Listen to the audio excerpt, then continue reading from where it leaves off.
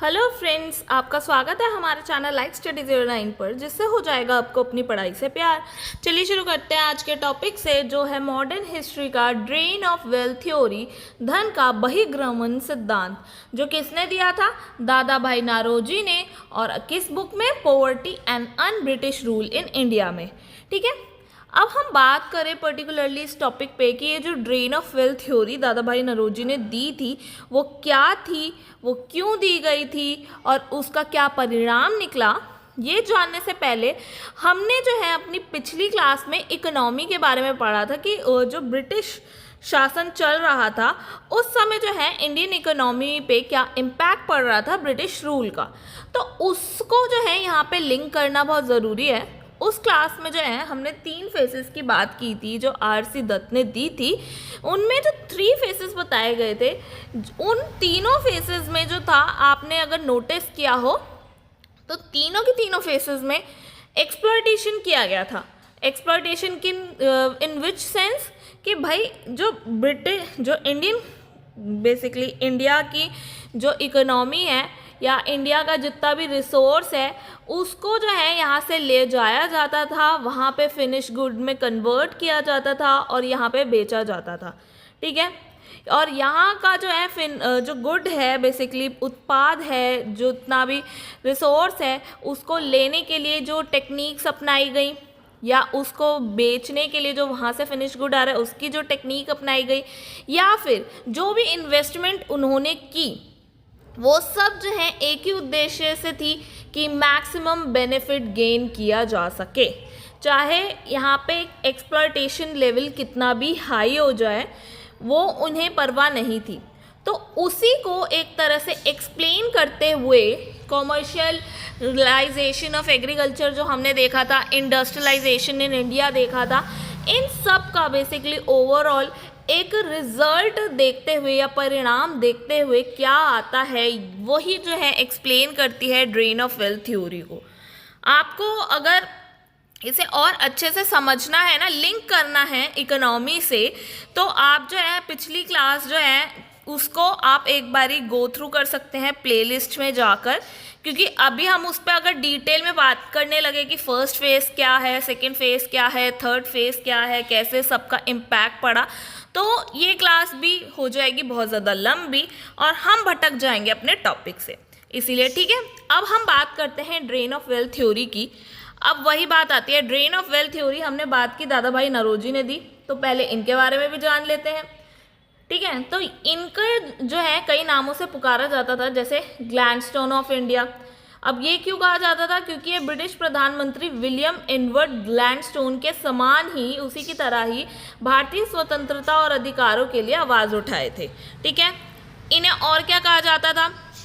ये रहे भाई दादा भाई नौरोजी। इन्हें जो है फादर ऑफ इंडियन पॉलिटिक्स भी कहा गया। क्यों? क्योंकि जो इंडियन नेशनल कांग्रेस थी उनके जो सत्र हुए थे उनमें भारतीय स्वतंत्रता की और दिशा जो है इन्होंने प्रदान करी थी। ठीक है, और इन्हें जो है grand old man of India भी कहा गया। और ये जो है उनके जो कंटेम्प्रेरी राजनीतिक नेता थे, खास तौर पे गोपाल कृष्ण गोखले और भी जो है कांग्रेसी नेता जो थे, उनकी उम्र, अनुभव और भारतीय स्वतंत्रता संग्राम में योगदान के कारण जो है इन्हें grand old man of India कहती थी। इन्होंने कई सारी किताबें लिखी, जहाँ poverty and un British rule in India लिखी, जिस पे अब हम बात करने वाले हैं। The wants and means of India लिखी, on the commons of India लिखी। ये तो कुछ चुनिंदा नाम थे, ऐसे तो उन्होंने बहुत सारी बुक्स, जर्नल्स सब जो हैं उन पे काम किया था। ठीक है, आगे चल के अगर हम बात करें, इन्होंने 1892 में हाउस ऑफ कॉमन्स के सदस्य निर्वाचित हुए थे, ये जो कि फर्स्ट इंडियन थे, और एशिया में भी बोला जाए तो ये फर्स्ट एशियन थे।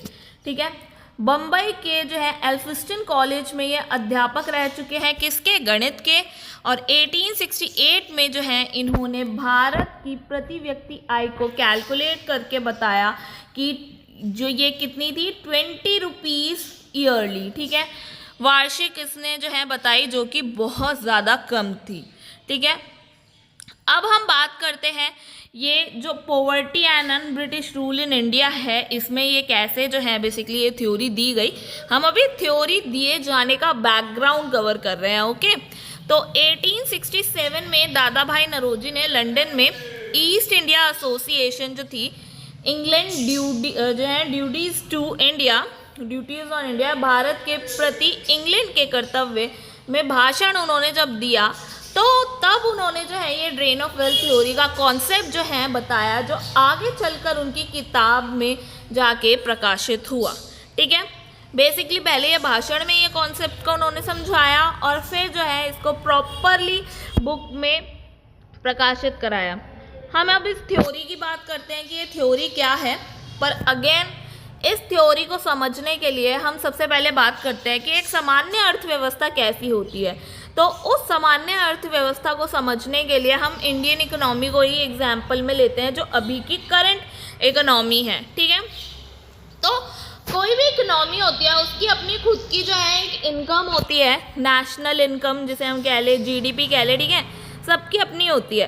तो अब भारत की भी अपनी एक जीडीपी है, और ये किन से बनी है? एक तो भाई जनता के द्वारा जो भी पैसा होता है उससे, और एक हो गया सरकार के पैसे। सरकार का पैसा कैसे? जो बेसिकली उन्हें कर से मिलता है या उपक्रमों के लाभों से मिलता है। अब उपक्रम क्या? जैसे रेलवे हो गया, एयरप्लेन्स हो गया, इनसे जो उन्हें बेनिफिट होता है ना गवर्नमेंट को, ये उससे जो है बेसिकली जनरेट होता है।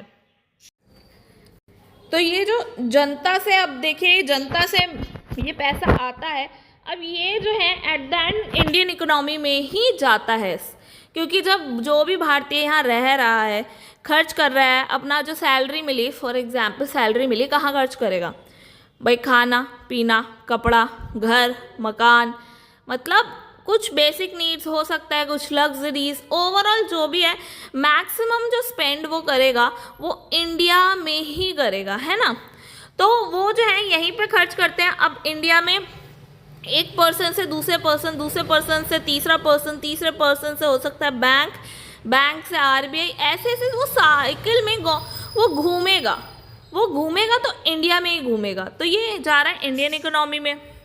अब इसी तरह जो गवर्नमेंट का पैसा है, एक तरह से गवर्नमेंट को जो मिला है, वो जो पैसा है वो भी इंडियन इकोनॉमी में ही घूम रहा है। कैसे? कि वो जो है कुछ विकास कार्य कर रहे हैं, निवेश कर रहे हैं, किस फॉर्म में कि भाई कुछ डेवलपमेंटल प्रोजेक्ट्स निकाले जा रहे हैं, लोगों को सब्सिडीज दी जा रही हैं। ठीक है, तो कुछ भी ये जो है विकास के लिए किया जाता है। तो ये भी खर्च कहाँ हो रहा है? ओवरऑल ये पैसा कहाँ घूम फिर के आ रहा है? लोगों के पास आते आते पूरी इंडियन इकोनॉमी में वो जो है उसमें घूम रहा है। तो ये बन गई साइकिल।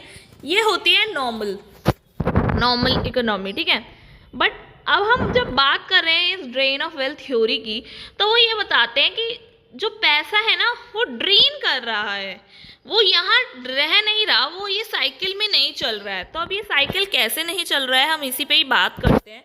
जो अब हम बात करेंगे ब्रिटिश भारत की अर्थव्यवस्था। यहाँ पे भी एक जीडीपी होगी, यहाँ पे भी एक नेशनल इनकम होगी, उसमें भी जो है एक जनता के पास से आई होगी और एक जो है कर के साथ बेसिकली सरकार के पास से और उपक्रमों के लाभों से मिलेगी। ठीक है, ओवरऑल कह लो ये गवर्नमेंट की हो गई और ये जो है जनता की हो गई। ठीक है, ये जनता तो यहीं पे खर्च करेगी, ठीक है, भारत में ही खर्च कर देगी। तो ये तो साइकिल बन रहा है। बट अब जो ये गवर्नमेंट का रोल है ना, ये गवर्नमेंट जो है बेसिकली विकास के कार्यों पे खर्च नहीं कर रही है। अब वो अगर विकास के कार्यों पे खर्च नहीं कर रही है तो ये पैसा जा कहाँ रहा है? कहीं तो खर्च होगा ना, पैसा जमा, ठीक है मानती हूँ जमा किया जाता है, पर इसका मतलब ये तो नहीं ना सारा का सारा स्टोर ही कर लेंगे। जब वो स्टोर कर लेंगे तो उसकी वैल्यू क्या बचेगी? वैल्यू तो कुछ नहीं बचेगी, कभी ना कभी तो खर्च करना पड़ेगा ना। तो अब वो जा कहाँ रहा है, कहाँ खर्च हो रहा है? तो होता क्या है, ये यहाँ से निकल के जाता है इंग्लैंड। अब इंग्लैंड में जहाँ पहुँचता है ये सोना चांदी पैसा कुछ भी कह लो, जो रिसोर्सेज हैं एक तरह से, वो जब निकल के पहुँच रहे हैं इंग्लैंड और वहाँ जाके खर्च हो रहे हैं, तो किसका डेवलपमेंट होगा? भाई उन्हीं का डेवलपमेंट होगा ना। तो ओवरऑल क्या हुआ? भारत में कोई फ़ायदा हुआ इस पैसे का? बिल्कुल कोई फ़ायदा नहीं हुआ। इसके बदले में कुछ भी नहीं मिला इंडिया को। तो पैसा यहाँ से, वो साइकिल कंप्लीट ही नहीं हो पा रही है, वो उल्टा यहाँ से ब्रेक हो गई, यहाँ से ड्रेन हो गई। यही जो है दादा भाई नौरोजी बताने की कोशिश करते हैं कि भाई ये पैसा ड्रेन हो रहा है।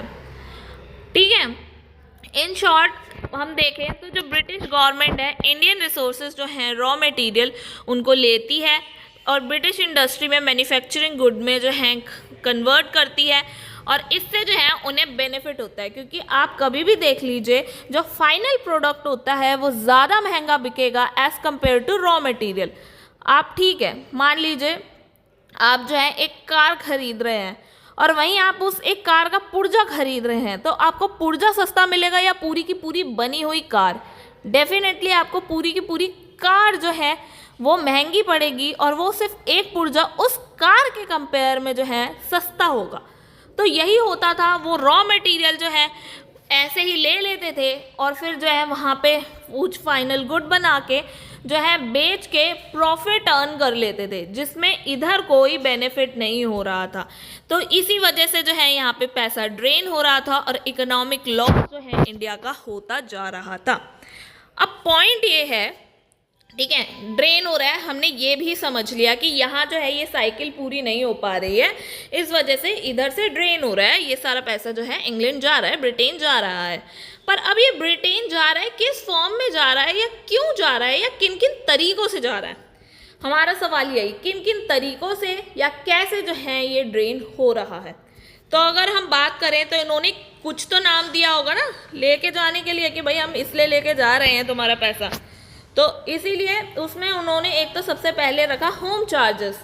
होम चार्जेस के नाम पे जो है उन्होंने काफ़ी ज़्यादा जो है यहाँ के रिसोर्सेज को ड्रेन किया, जो कि बेसिकली 1857 से पहले 10 to 30% था, वहीं 1900 के बाद 40% हो गया। आप सोचो 40%। अब ये होम चार्जेस क्या क्या थे, तो अब इनकी कैटेगरी देखते हैं। तो जो भारतीय सचिव था या 15 संसदीय परिषद का जो खर्च था वो सारा का सारा जो है भारत से लिया जाता था कि भाई हम आपके लिए पूरा एक ये पूरा सिस्टम बना रहे हैं, तो आपको उनकी सैलरीज पे करनी पड़ेंगी, ये कहकर जो है पैसा ड्रेन किया जाता था। ठीक है, कंपनी के शेयर धारक जो होते थे ब्रिटेन के, उनको जो लाभांश बेसिकली उनका जो प्रॉफिट होता था जो उन्होंने यहाँ पे इन्वेस्ट किया था उसका प्रॉफिट देना वो भी जो है यहीं से किया जा रहा था। ठीक है, और ये जो है ये सब का सब खर्चा जो है भारत से लेकर भारत में खर्च ना करके बाहर किया जा रहा है। ठीक है, क्योंकि ये पैसा इंडिया में ही खर्च नहीं कर रहे, ये बाहर ले गए ना, हम यही बात बार बार कर रहे हैं। अब सैन्य खर्चे हैं उन पे इन्होंने किया। सैन्य जो है सैनिकों के लिए भारत में जो है स्टॉक खरीदना ब्रिटेन से वो उन्होंने शुरू किया। अगर मान लो वो यहीं का सामान खरीदते तो वो इंडियन इकोनॉमी में रन करता। जो वो सेना के लिए भी ले रहे हैं, अगर वो सामान ले रहे हैं वो इंडियंस से ही ले रहे हैं, इंडियंस को ही पेमेंट दे रहे हैं, तो वो यहाँ की इकोनॉमी के लिए बेनिफिशियल होता। पर नहीं, वो जो खरीदारी कर रहे हैं या जो है वो सब ब्रिटेन से हो रहा है, उसके रिप्लेसमेंट में पैसा जा रहा है ना, तो इसीलिए जो है यहाँ पे दिक्कत आई। अब ऐसे ही और क्या किया, ब्रिटिश कर्मचारियों का वेतन दिया। अब जो ब्रिटिश कर्मचारियों को वेतन दिया ठीक है, पर अब जब उनकी फैमिली सारी जो है ब्रिटेन में है तो वो ज़्यादातर क्या करेंगे, वो क्या उन्हें जो भी सैलरी मिलेगी सारी की सैलरी वो यहाँ इंडिया में खर्च कर देंगे। ऑब्वियस सी बात है, अपने घर भी भेजेंगे, है ना, तो वो अपने घर भी भेजते थे, तो अब पैसा फिर से निकल के तो बाहर जा ही रहा है ना। उन्हें भत्ते मिलते थे, पेंशन मिलती थी, ये सब भी तो बाहर ही जा रहा है। अब सार्वजनिक ऋण का भुगतान जो था, जो लोन दिया जाता था, वो सब देने के लिए भी जो खर्च जो है लोन अब पे कर रहे हो वो पैसा भी तो बाहर ही जा रहा है ना। तो ये सारे होम चार्जेस के नाम पर जो है ये तरीक़ों से जो है पूरा ड्रेन किया जाता था। और कौन कौन से तरीके थे, तो जो है विदेशी निवेश का लाभांश जो होता था या बेसिकली ब्याज कह लीजिए रेलवेज वगैरह पे, उनसे लिया जाता था। जैसे हमने थर्ड फेज में बात की थी फाइनेंशियल कैपिटलिज्म में, उसमें क्या था, उन जो है ब्रिटिश गवर्नमेंट के पास में इतना पैसा हो चुका था क्योंकि अब वो डेवलप कंट्री बन चुकी थी, तो अब उनको इन्वेस्टमेंट करना कहाँ पे ज़्यादा बेनिफिशियल रह रहा था, जो अभी डेवलप नहीं थी, जैसे उनकी कॉलोनीज। तो अब वहाँ पे वो इन्वेस्टमेंट करने लगे, क्या कह के कि भाई हम आपको जो है ये लोन दे रहे हैं। अगर वो लोन नहीं देते और सिर्फ डेवलपमेंटल प्रोजेक्ट्स के तौर पे जो है काम करते तो वो बेनिफिशियल होता। पर बेनिफिशियल ऐसे नहीं हो सकता ना, ये तो वही बात है कि आपको कुछ चाहिए पर आपके पास अभी पैसा नहीं है, कोई बात नहीं, आप हमसे पैसा ले लो, इंसान ने ले लिया और फिर कहा चलो भाई डबल पैसा दो, वही वाली चीज़ है। तो यहाँ जो है लोन के चक्कर में फंसा है। अब जो लोन में लगाया उन्होंने, इन्वेस्टमेंट दी, तो उसका डबल ले भी तो लिया ना, जितना लगाया उसका डबल ट्रिपल चौपल जितना भी है उतना ले भी तो लिया ना। तो यहाँ से भी चला गया। बैंकिंग सिस्टम जो था, बीमा था, रेलवे था, जहाज रानी का था, इन सब का लाभ भी जो है सारा विदेश जाता था। अंग्रेज़ों के जो निजी व्यापार होता था, मतलब कंपनी का नहीं, सिर्फ जो अंग्रेज़ जो खुद से अपना ट्रेड कर रहे थे वो भी सब वहाँ जा रहा था। प्रारंभ में जो खजानों की लूट होती थी वो सब भी जो है वहाँ पे चला जाता था। और ऐसे ही जो है प्राचीन और ऐतिहासिक बहुमूल्य वस्तुएं भी जितनी होती थी वो सब भी ले जाते थे। जिसके एग्जाम्पल के तौर पे हम कोहिनूर हीरा देख सकते हैं, वो उठा के ले जाते थे। तो ये भी हमारी वेल्थ को तुम ले गए। तो यही सारे तरीके थे जिनके बेसिस पर जो है वो ड्रेन करते थे यहाँ की वेल्थ का। ठीक है, अब हम बात करें कि भाई ये ड्रेन ऑफ वेल्थ की जो थ्योरी दी या ये ड्रेन ऑफ वेल्थ था, ये इसका क्या परिणाम निकला धन के बहिर्गमन का। तो ये जो है फंसा देता है किस साइकिल में, ऋण के कुचक में ऋण के एक साइकिल में। कैसे, तो अब हम फिर से एक बार ही देख लेते हैं भाई सामान्य अर्थव्यवस्था कैसी होती है। भारतीय अर्थव्यवस्था जो अभी की है, एक नेशनल इनकम होगी, एक हमने देखा सरकार की होगी, एक जनता की होगी। जनता जो है खर्च कर देगी इंडियन इकोनॉमी में, जो हमने देख लिया, और ऐसे ही निवेश कर देगी गवर्नमेंट जो है डेवलपमेंटल प्रोजेक्ट के थ्रू, उससे पहुंच जाएगी ये इंडियन इकोनॉमी में। ठीक है, ये साइकिल कंप्लीट। वहीं हम अब फिर से बात करते हैं ब्रिटिश भारत की अर्थव्यवस्था की। तो इसमें क्या होता है, जो है भारतीय अर्थव्यवस्था में अपनी एक जीडीपी होगी, सरकार के पास, जनता के पास, जनता से खर्च हुआ यहाँ पहुँचा, है ना। ये सब हमने समझ लिया। और ये भी हमने देख लिया जो सरकार है यहाँ पे कोई खर्च नहीं कर रही है, तो इसलिए साइकिल यहाँ पे टूट गई और ये जो है इंग्लैंड में पहुँच गई और इंग्लैंड वालों ने अपने ऊपर खर्चा किया खूब तगड़े से, बढ़िया से। और उससे क्या हुआ, एक समय बाद जो है ये विकसित हो गए और वे इस लाभ का निवेश करने लगे, क्योंकि भाई इतना पैसा हो गया। अब उन्हें पता है कि अगर वो यहाँ पे जो है इन्वेस्टमेंट करेंगे अपने ही ब्रिटेन में या जो है अपने ही जगहों पर जो है इन्वेस्टमेंट करेंगे, तो उससे होगा क्या, अब कोई फ़ायदा निकल के नहीं आएगा, क्योंकि वो हो गए हैं डेवलप। और यहाँ उनके वहाँ के जो लेबर है वो हो गई है महंगी। क्यों, क्योंकि वो अवेयर हो चुकी है अपने राइट्स को लेकर। बट यहाँ पे जो है लेबर चीप, वो कम पैसे में भी काम करने के लिए तैयार हो जाएगी, क्योंकि पैसा है नहीं, गरीबी है। तो इस सब का फ़ायदा लेकर बेसिकली यहाँ पे इन्वेस्टमेंट करना उनके लिए ज़्यादा बेनिफिशियल रहेगा। तो इसीलिए अब जो है उन्होंने इन्वेस्टमेंट करना शुरू किया। ठीक है, तो इन्वेस्टमेंट भी ऐसे ही नहीं किया कि भाई सोशली रिफॉर्म करने हैं इसलिए, नहीं, उन्होंने ऋण में दे दिया। अब ऋण में दिया, निवेश किया, तो उन्होंने ब्याज भी तो लिया। अब आप ये देख रहे हो ये साइकिल अब कहाँ से कहाँ जा रहा है। अब ये ब्याज के तौर पे फिर से ये साइकिल ऊपर गया तो नीचे भी तो आया, इनके पास आया भी तो सही ना, तो यही नीचे आ गया। तो अभी भी जो साइकिल बनी ना वो यहाँ पे नहीं गई, यहाँ से वापस नीचे चली गई। तो ये साइकिल फिर कंप्लीट नहीं हुई और ड्रेन दिन बर दिन जो है वो बढ़ता चला गया। तो इन शॉर्ट हम बात करें, भारत में पूंजी का संचय तो हो ही नहीं पाया। अब कलेक्शन कैसे होगा, सब कुछ निकलता तो जा रहा है, इसलिए रिजल्ट क्या निकलेगा, गरीबी बढ़ेगी, उद्योग धंधे खत्म होंगे भारत के, है ना, और कृषि का पतन होगा, अकाल आएंगी, अकालों से काफ़ी मौतें होंगी। तो ये सारे जो है रिजल्ट होने लगे। इसीलिए इसके हल के तौर पे उन्होंने ये बताया कि जो भारत का पैसा है भारत में ही खर्च नहीं होगा, तब तक भारतीय अर्थव्यवस्था में सुधार नहीं होगा, जो कि सच्चाई थी। ठीक है, यही अगर साइकिल पूरा हो जाता तो अपने आप ही सिचुएशन ठीक होने लगती, पैसा इकट्ठा होने लगता, लोग डेवलपमेंटल प्रोजेक्ट्स पे काम करने लगते। जो किसान है, अगर किसान पे पैसा रहता तो वो सिंचाई की सुविधाओं के लिए अच्छी व्यवस्था करता, अच्छी सुविधा करता तो अच्छी फसल उगती। पर जब उस पर पैसा ही नहीं है तो सिंचाई के लिए भी क्या अच्छा कर पाएगा, और जब सिंचाई के लिए और अपने अच्छे बीज और इन सब पे काम नहीं कर पाएगा तो फसल भी अच्छी नहीं उग पाएगी, तो ओवरऑल नुकसान ही होगा। तो इसीलिए अगर अच्छी करनी है अर्थव्यवस्था तो भारत का पैसा भारत में ही खर्च करना ज़रूरी है। ठीक है, इसीलिए आगे चल के जो भी आंदोलन हुए वो स्वदेशी अपनाओ, यही जो है स्वदेशी अपनाओ पर जो है जोर देने लगे, ताकि जो है इंडियन इकोनॉमी ग्रो करे और जो ब्रिटिश इकोनॉमी है उसको नुकसान पहुँचे। ठीक है। और ब्रिटिश मैन्युफैक्चरिंग गुड की जो डिमांड थी उस जगह इंडियन गुड्स की डिमांड्स को बढ़ाया जा सके, तभी जो हो सकता है जब स्वदेशी अपनाया जाए। तो इन थ्योरीज का अगर हम बात करें तो समर्थक कौन थे, तो आरसी दत्त भी जो थे वो जो है इसके समर्थक थे।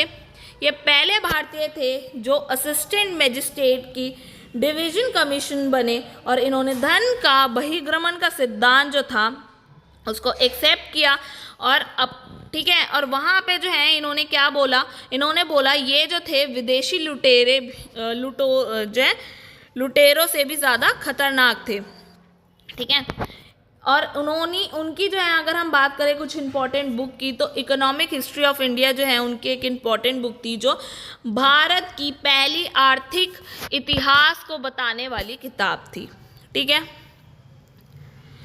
अब हम बात करते हैं गोपाल कृष्ण गोखले की। तो गोपाल कृष्ण गोखले जो थे वो भी जो है इंपीरियल लेजिस्लेटिव काउंसिल में इस मुद्दे को उठाए।